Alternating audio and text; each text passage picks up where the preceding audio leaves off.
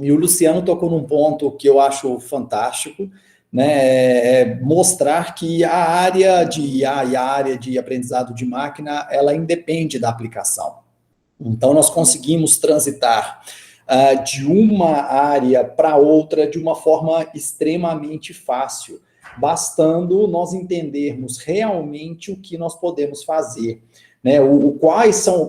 Qual é a estruturação que nós teremos que ter para a gente poder fazer essa transição de uma área para outra, né? Então, essa apresentação que eu estou trazendo para vocês terem uma ideia, ela foi construída para médicos, né? Então, eu não fiz grandes alterações, né? Fiz pequenas alterações para trazer para vocês, e isso nós conseguimos enxergar o quão não é específico a área de inteligência artificial. Então, da mesma forma que nós apresentamos para médicos, eu estou apresentando para vocês, e se alguém de alguma outra área vier a perguntar sobre isso daqui, nós vamos utilizar praticamente da mesma coisa, das mesmas estruturas, correto? Bom, então o nosso título aqui é como posso aplicar a inteligência artificial, né, que nós vamos chamar daqui para frente de IA, e o aprendizado de máquina na minha pesquisa. Bom, aqui uma breve agenda, né, do que a gente vai falar, do que a gente vai abordar de uma forma, já quero adiantar, de uma forma não profunda, né? Então isso daqui é simplesmente o pontapé inicial para a gente poder entender, para a gente poder verificar como nós podemos aplicar a IA e o aprendizado de máquina na nossa pesquisa. Então o Luciano me fez uma breve apresentação. Eu gosto de trazer essa apresentação aqui também para vocês terem uma ideia, né, do que a gente trabalha. Então, eu tenho graduação, mestrado e doutorado em ciência da computação, todos com ênfase em inteligência artificial. Hoje nós trabalhamos com esses dados biológicos, como ele pontuou, porque no meio do caminho aqui eu consegui encontrar isso daí, e fiz uma especialização lato sensu em bioinformática, e hoje nós fazemos parte, além do Laboratório de Internet das Coisas, aqui na UFO Patos de Minas, também do Aliban, que é o Laboratório de Bioinformática. Hoje eu trabalho em 2 programas de pós-graduação, oriento mestrado e doutorado no PPG-CO, da Faculdade de Computação, e sou docente e coordenador do PPG Biotech, aqui em Patos. O PPG Biotech hoje nós temos aqui, até o presente momento, somente mestrado. E no início desse ano eu tive aí a grata surpresa de ganhar uma bolsa produtividade DT do CNPq, que tomara que eu consiga mantê-la por um bom tempo aí. Bom, pessoal, então durante milhares de anos, né, nós procuramos entender como pensamos, para que a gente possa, como que nós podemos perceber, compreender, prever e manipular o mundo que está ao redor de nós, né? Então, o campo da IA e do aprendizado de máquina vai um pouquinho além. Então, além de perceber, compreender, nós também buscamos construir algumas entidades inteligentes, né? Então, elas aprendem elas abrangem uma enorme variedade de subcampos, como, por exemplo, o aprendizado e a percepção, e uma das grandes, na minha opinião, o grande trunfo da IA e do aprendizado de máquina é que ela, quer queira, quer não, ela é uma área, um campo de estudo multidisciplinar e interdisciplinar, né? Então, como eu falei para vocês desde o início, eu sempre busquei correlacionar a área da ciência da computação com uma outra área, como, por exemplo, a área da biologia, da biotecnologia,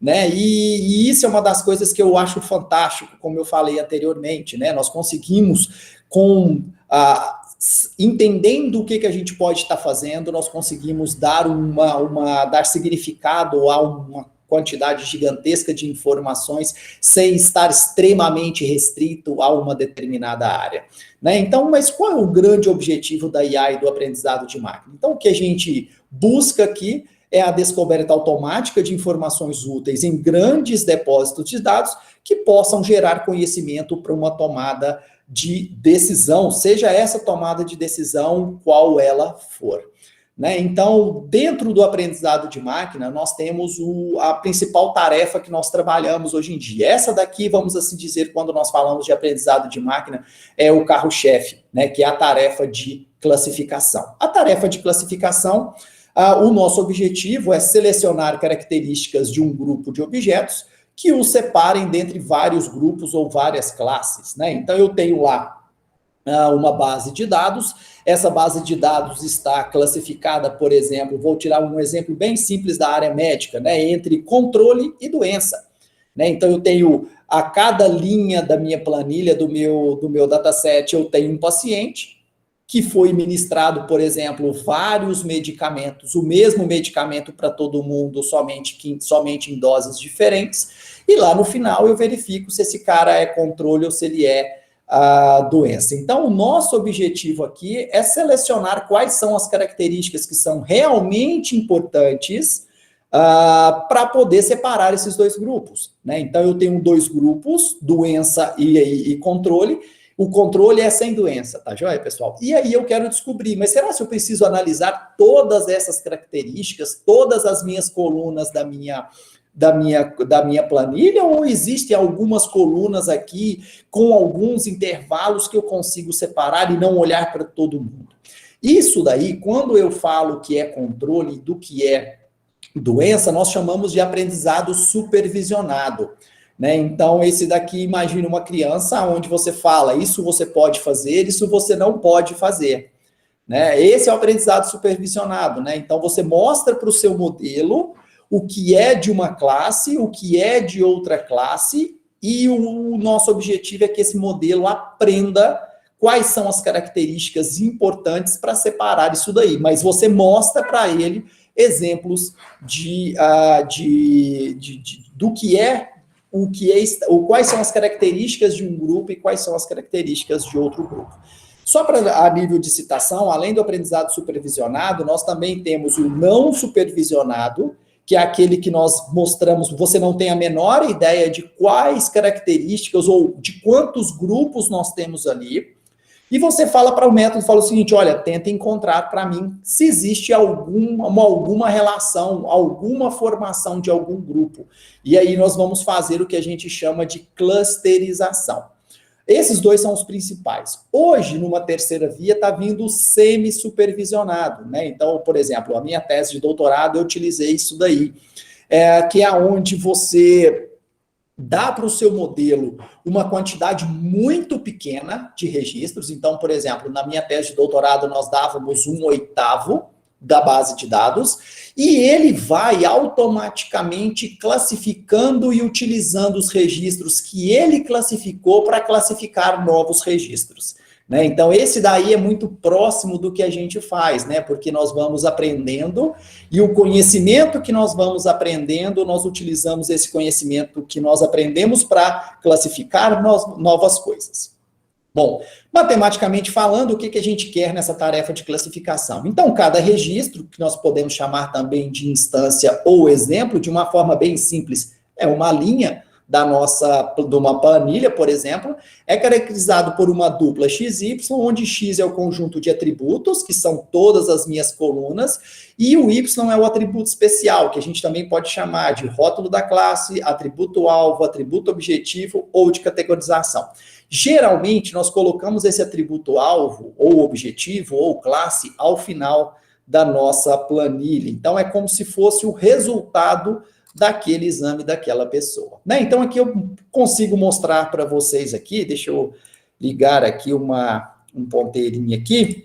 Então, aqui, por exemplo, aqui nós temos as características, né? Então, esse daqui são citocinas, né, lá da biotecnologia, e aqui, ao final, nós temos a classificação final, por exemplo, daquele paciente. Então, esse paciente que tem esses níveis aqui, ele foi classificado como controle. Já esse daqui, que tem esses níveis aqui, ele foi classificado como doença. Aqui nós temos um caso de uma planilha extremamente simples, é um exemplo didático, onde nós temos aqui 7 colunas. Mas existem datasets que nós temos 1.000, 2.000, 3.000. Será se para fazer essa classificação, para saber qual característica difere uma classe da outra, eu preciso dessas 1.000? A resposta é 90% das vezes dos trabalhos que eu realizei, a resposta é não. Eu não preciso daquilo tudo. Existem atributos que são extremamente importantes e que conseguem diferenciar esses atributos aí.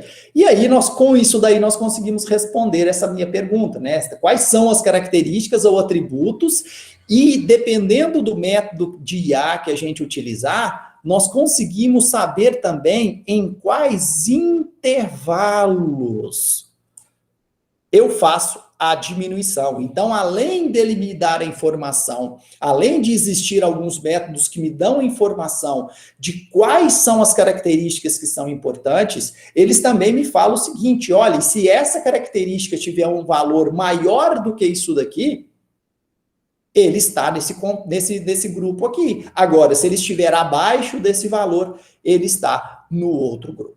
Daqui a pouquinho eu mostro alguns exemplos para vocês, certo? Então, o que nós queremos nessa tarefa de classificação é o que nós chamamos de modelagem primitiva, aonde nós vamos utilizar o modelo de classificação. Aí você vira e fala assim: professor, mas o que é um modelo de classificação? Lembram lá do famoso Deep Learning, das redes neurais artificiais? Então, o modelo de classificação é aquilo dali. Aonde nós utilizaremos esses modelos para fazer o quê? A previsão do rótulo da classe de registros desconhecidos. Então, de uma forma extremamente simples, o que a gente vai tentar fazer? Nós vamos mostrar isso daqui para o nosso modelo vai aprender as características de quem é controle e de quem é doença, para quando chegar um novo paciente, um novo registro, eu insiro essa informação dentro do meu classificador treinado e ele me fala o seguinte: olha, esse cara, controle, tá tudo certo. Ou não, esse cara é doença, não tá nada certo, corre com ele, correto? Então, geralmente, quando nós fazemos o que nós chamamos de teste em cima de um modelo treinado, né, a resposta para esse dataset seria controle ou doença. Existem alguns métodos que eles também lhe retornam a confiança. Então, ele fala: olha, isso daqui é controle e eu tenho 80% de chance de estar correto. Ou isso daqui é doença e eu acredito que eu estou 95% de chance, correto? E isso, pessoal, o que eu estou falando para você, quando nós falamos de inteligência artificial, essa é uma opinião que a gente vai colecionando ao redor, né? Nós nos preocupamos muito com o classificador, né? Então, na minha opinião, o classificador ele é simplesmente mais um personagem, porque não adianta nada você ter um classificador extremamente complexo, dificílimo de ser entendido, dificílimo de ser desenvolvido, se você não sabe qual é a pergunta que você está querendo resolver. O que você está querendo separar? Quais são os conjuntos que você está querendo separar? Né? Então, o que eu estou querendo dizer é o seguinte: de nada adianta você ter um deep learning com N camadas profundas e não sei o que lá, se você não sabe qual é a resposta que ele vai te dar. Né? Porque na computação nós temos um termo que nós chamamos de GIGO, né? Garbage in, garbage out. Isto é, se eu forneço lixo para o meu sistema computacional, seja ele tradicional ou inteligente, ele vai me retornar lixo. Né? E esse é um dos grandes problemas dos classificadores, né? Porque talvez ele aprende um modelo, mas ele aprendeu um modelo errado. Ele aprendeu um modelo que não reflete a realidade.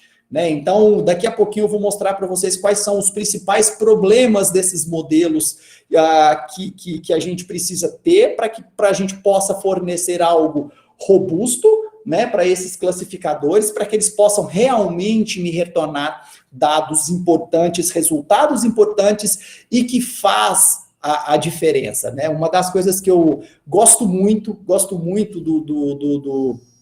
das nossas colaborações é quando eles me falam que o que o classificador trouxe corrobora com a literatura. Né? Isso, para mim, é o ápice do ápice. Quer dizer que nós fizemos algo correto e que aquele classificador ele pode ser extrapolado de uma forma geral. Né? Então, eu posso utilizá-lo de uma forma bem legal, de uma forma para outras características, para outros indivíduos, por exemplo, e que eu garanto que aquilo, ou pelo menos tento garantir, acredito que aquilo dali pode ser aplicado.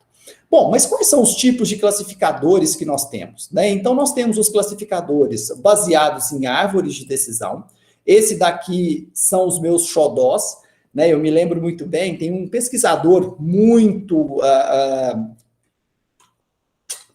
como que eu posso dizer? Está tranquilamente entre os top 5, tranquilamente entre os top 10 em ciência da computação do Brasil.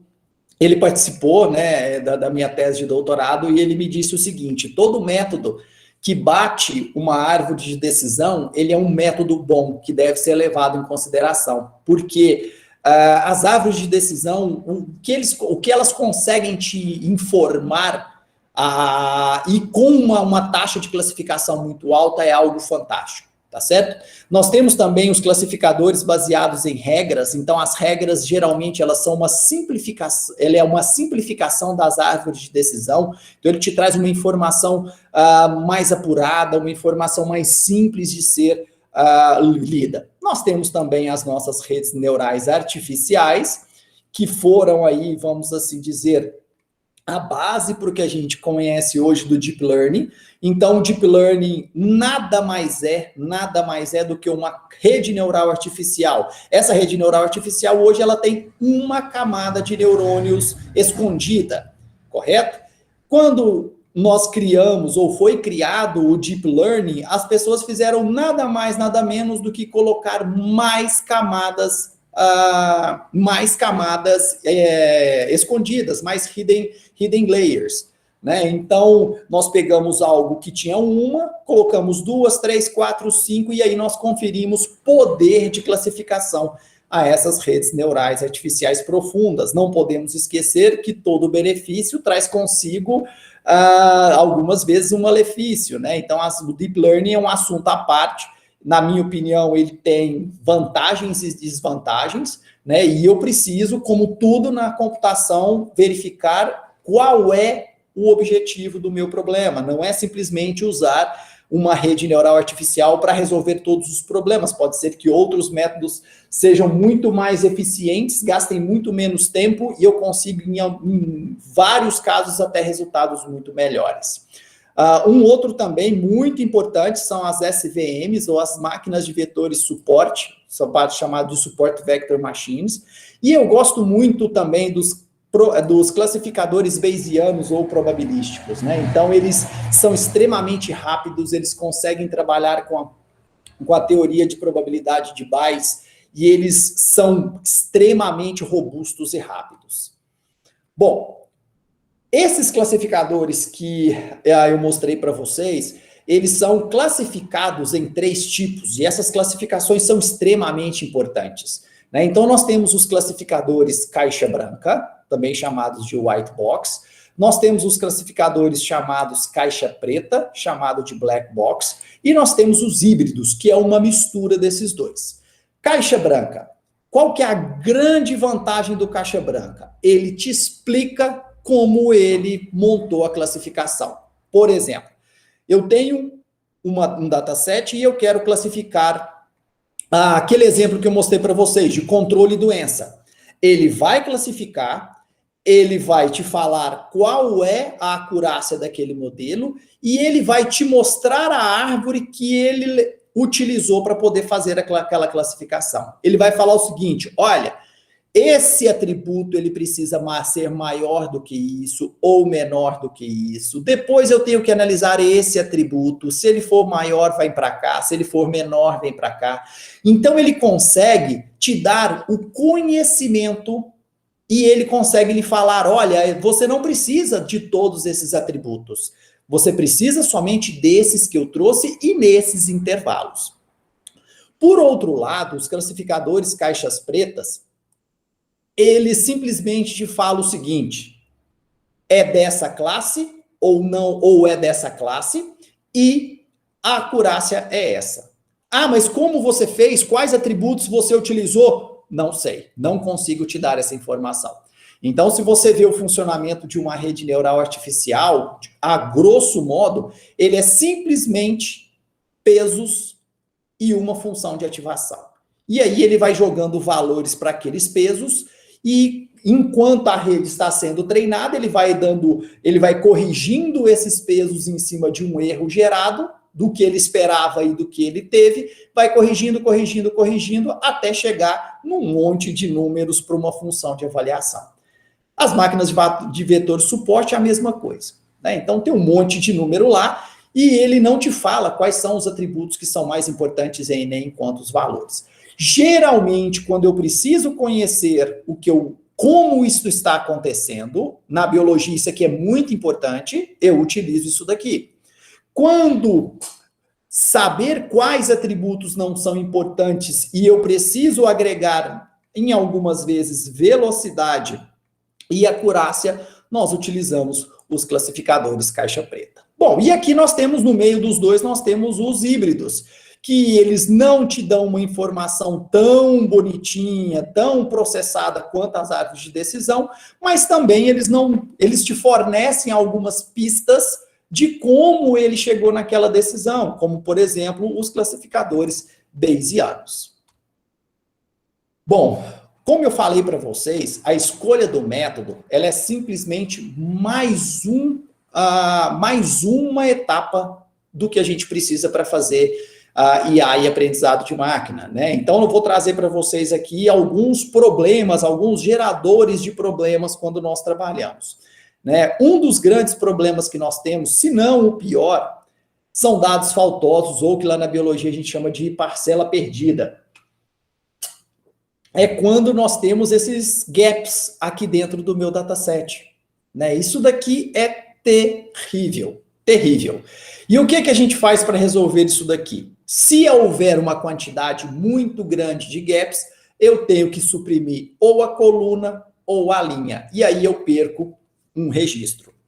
Em algumas aplicações, isso é extremamente perigoso, porque nós já temos uma quantidade muito pequena. Existem aplicações que nós temos 3.000, 4.000, 10.000 registros disso daqui. Mas existem aplicações, principalmente na área médica, onde cada linha dessa daí é um paciente para uma doença específica. Então, se eu retirar um paciente ou retirar uma coluna, eu fico com uma quantidade muito pequena, e eu vou falar o problema disso daí daqui a pouquinho, correto? Então, o que é a ideia? Que nós não tenhamos dados faltosos. Ah, professor, mas a quantidade é muito pequena de dados faltosos. O que a gente pode fazer? Nós geralmente complementamos com a mediana. Quer dizer, nós inserimos um valor que a gente acredita que não irá contribuir nem para levar para controle, nem para levar para doença, correto? Então, essa é uma estratégia. Ah, professor, mas para minha aplicação isso não funciona. Ok, isso não é regra. Isso foi algo que nós olhamos em cima dos datasets que nós trabalhamos e chegamos à conclusão de que isso não influenciaria no resultado. Observação importante. Existem métodos que podem trabalhar com dados faltosos e existem métodos que não trabalham com dados faltosos. Então, nós temos que tomar muito cuidado com isso na escolha do classificador. Bom, isso daqui foi o que eu falei para vocês. Baixa proporcionalidade entre atributos e classes. Então, esse é um grande problema. Agora eu não tenho mais somente controle e doença. Eu tenho aqui até 5 doenças diferentes. E a quantidade de registros que eu tenho para cada uma daquelas doenças é muito baixo. O que isso quer dizer? Que o meu classificador tem pouco conhecimento para tentar encontrar as diferenças. Então, se você, vamos supor que você queira fazer a distinção de fotos, né? Então você está lá igual o Facebook lá, tentando encontrar os rostos das pessoas, né? E o que acontece? Vou citar um exemplo bem legal aqui. Então, não sei se vocês viram, mas algum tempo atrás eles estavam alegando que os algoritmos, tanto da Google quanto do Facebook, eram racistas, porque eles não conseguiam encontrar rostos, né, de pessoas negras. E aí, a grande resposta foi: nós não treinamos os nossos algoritmos em fotos de pessoas negras. Então, não é porque o algoritmo era racista, é porque não ensinou para ele que aquilo dali é uma pessoa, né? Então, a gente tem que tomar muito cuidado com isso, porque a quantidade de registros ela tem que ser suficiente para que a gente possa encontrar o padrão. Então, o que a gente poderia estar fazendo nesse caso aqui para resolver? Aglutinando alguns desses registros em menos grupos. A quantidade mínima de grupos que nós precisamos são 2, certo? Quantidade mínima, 2 grupos. Quantidade máxima, não há limite, correto? Só que nós temos que lembrar que quanto mais grupos nós temos, mais complexo é a encontrar esses padrões, fazer essa classificação. Bom, complementando aquilo que eu disse, né, o baixo número de registros, isso daqui também é um problema. Por quê? Falta diversidade. Eu não consigo encontrar padrões quando o meu número de registros é baixo. Então, eu tenho que tomar muito cuidado com isso daqui, porque senão, se eu analisar uma quantidade de amostras muito pequena, posso ter alguns viés na minha classificação. Né? Foi o que eu falei do algoritmo do Facebook, por exemplo. Ele foi treinado num grupo da população. E ele não pode ser utilizado. Ele pegou todas as características daquele grupo que ele foi criado. Então, qual que era a solução para esse problema? Apresentar para o algoritmo uma base de dados maior que contemple todas as etnias, para que ele possa realmente conhecer as características de cada uma das etnias. Bom, como eu falei, vou falar um pouquinho agora sobre as árvores de decisão, que é um classificador que eu gosto bastante. Na área biológica, esse é o nosso carro-chefe, né? Então a gente já colabora bastante, principalmente com o pessoal da Fiocruz, lá do René Rachou, que é onde hoje eu curso pós-doutorado, né? E nós temos agregado bastante valor às pesquisas desse grupo em cima dessas árvores de decisão. E uma grande vantagem disso daqui, pessoal, é que hoje a gente ouvia falar isso daí, né, que o in sílico, e hoje lá na Fiocruz a gente já consegue fazer isso daqui. Então, grande parte das análises, né, dos experimentos que o pessoal da Fiocruz fazia, eles não fazem mais, né? Então, eles mandam, vamos assim dizer, dão um pontapé inicial nas análises, nos mandam, nós rodamos os nossos modelos, nós analisamos os nossos modelos e nós apresentamos os resultados para eles. Em cima desses resultados, eles já retiram experimentos que iriam ser feitos desnecessariamente. Eles conseguem literalmente guiar a pesquisa deles em cima dos resultados que nós fornecemos para eles. E isso, na minha opinião, é algo fantástico, porque nós economizamos tempo, nós economizamos dinheiro, porque os reagentes dessa área são caríssimos, grande maioria deles importados, e principalmente nós ganhamos eficiência e diminuímos bastante o tempo de resposta quando nós trabalhamos com doenças infecciosas, por exemplo.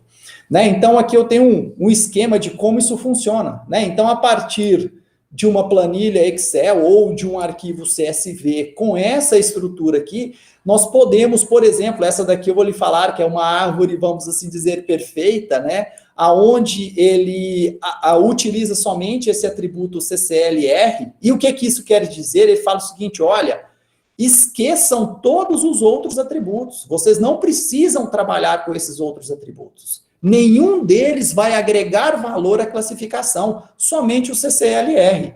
E, além disso, ele te fala o seguinte, olha, se o valor dele for maior do que 0,2, esse cara é doente. Agora, se for menor do que 0,2, esse cara é controle. Ah, mas para todos os casos? Não, para 77% dos casos. Correto? Então, aqui vieram 7 registros para cá e ele errou 1. E daqui vieram 15 registros e ele errou 4. E aqui nós temos várias métricas que a gente pode utilizar também, além, né, da precisão para entender como isso daí funciona. Bom, mas de nada adianta 95% dos casos se você não validar o seu experimento, se o seu experimento não puder ser aplicado a outro conjunto. Ah, não, professor, mas eu quero somente analisar o meu conjunto. Ok. Vamos fazer o que a gente chama de full training. Mas aqueles resultados não podem ser extrapolados para outros conjuntos de dados com distribuição parecida. Eu não posso garantir isso daí.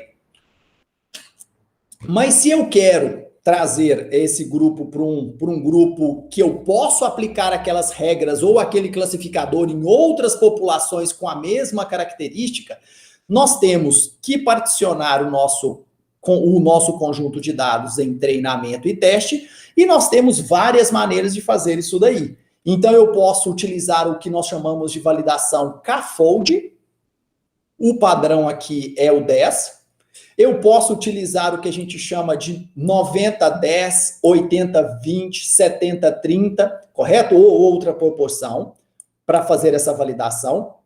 Ou eu posso utilizar um leave-out ou um K-fold ao extremo, que é chamado de leave-out. Então, de nada adianta você ter uma classificação alta no full training se você tem uma classificação baixa na validação cruzada. Por quê? Aqueles seus dados, aquele seu classificador não pode ser utilizado, ou ele tem uma efetividade muito baixa para outros registros que ele não conheceu e que não participou no treinamento do seu classificador.